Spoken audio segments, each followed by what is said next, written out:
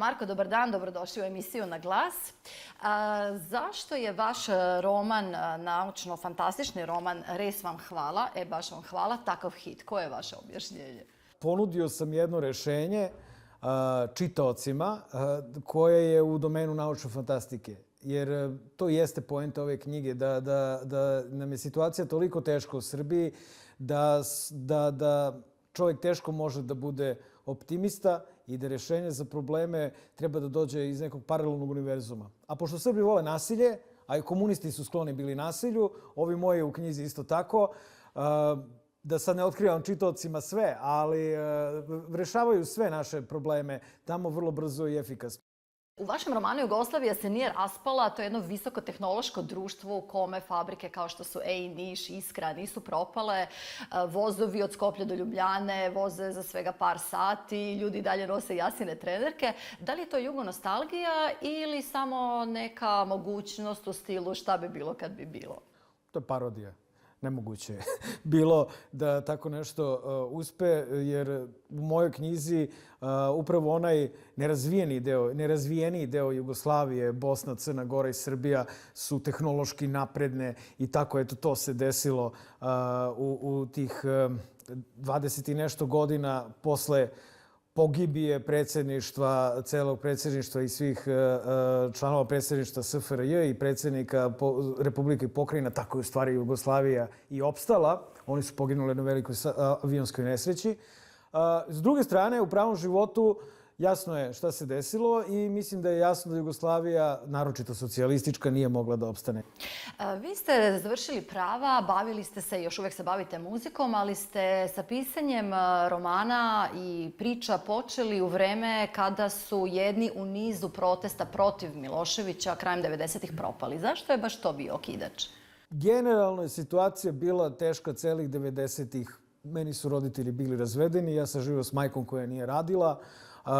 Prodavao sam benzin na ulici i tako slične stvari koje su se u Srbiji radile tih godina. I kada su se protesti završili, oni nisu propali, oni su završili i prosto mi smo dobili ono što nam je trebalo. Milošević je pokrao glasove na lokalnim izborima.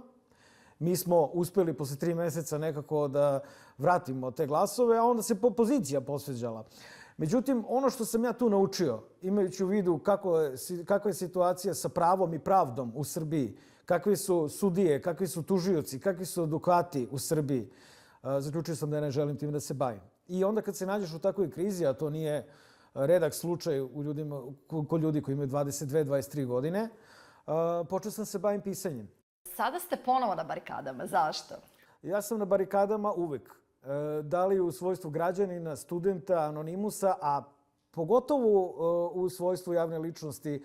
A u Srbiji je poslednjih 7 godina na delu rušenje demokratije, uzdizanje Aleksandra Vučića kao autokrate, koji koketira sa diktaturom, u koju bi, siguran sam, rado prešao preko noći i sve nas pohapsio, ako ne i nešto gore, da nema njegovih zapadnih saveznika koji su ga tu ustoličili radi rešavanja pitanja Kosova. Evropska unija je, po mom mišljenju, omanula kad je reč o Srbiji, zato što se prema nama odnosi i tretira nas kao koloniju u kojoj nije toliko bitno kako stoji situacija sa demokratijom i ljudskim pravima ili slobodom medija, očigledno, nego je mnogo bitnije da nekakav Vučić obećava da će on da reši problem Kosova, a što je najgore, i njih je prevario i nikako da ga reši. I u toj situaciji kada živiš ponovo u zatvoru, a ne u zemlji, moraš da se pobuniš. Zato sam ja na barikadama sve vreme, još i od 2013. I zbog toga snosim i posledice. Kada posmatramo današnje demonstracije, čini se kao da je to jedan veliki deja vu. Znači, mnogo toga smo već videli na protestima 90-ih. Zašto je Srbija osuđena da ponavlja stalno jedne i iste lekcije?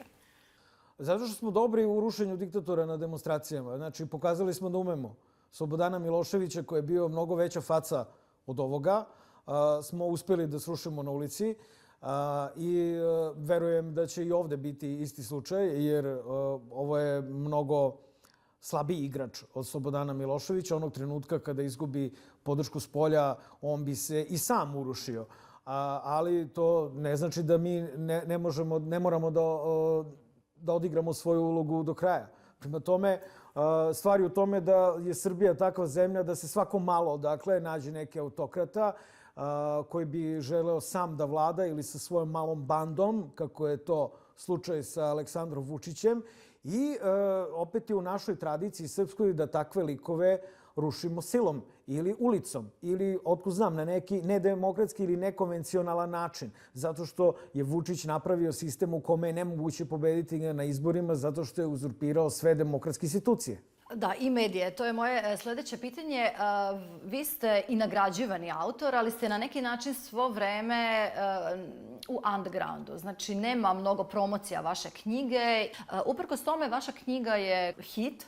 Kako tumačite taj paradoks? Nemaš situaciju ni da daš intervju kad ti izađe knjiga, a kamoli da je promovišeš negde. Postaješ apsolutno zabranjen. U takvoj situaciji moj jedini izlaz bile su društvene mreže. Ja sam od 2013. radio na jačanju svog Facebook profila i nešto kasnije page-a i nešto kasnije Instagrama.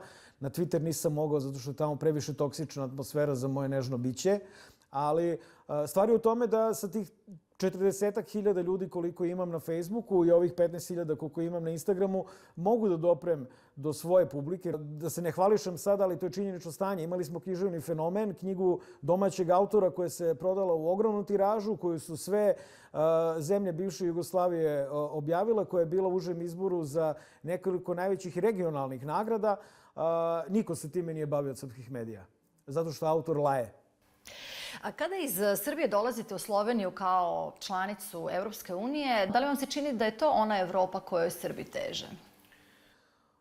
Ne, ovo je za nas nedostižno.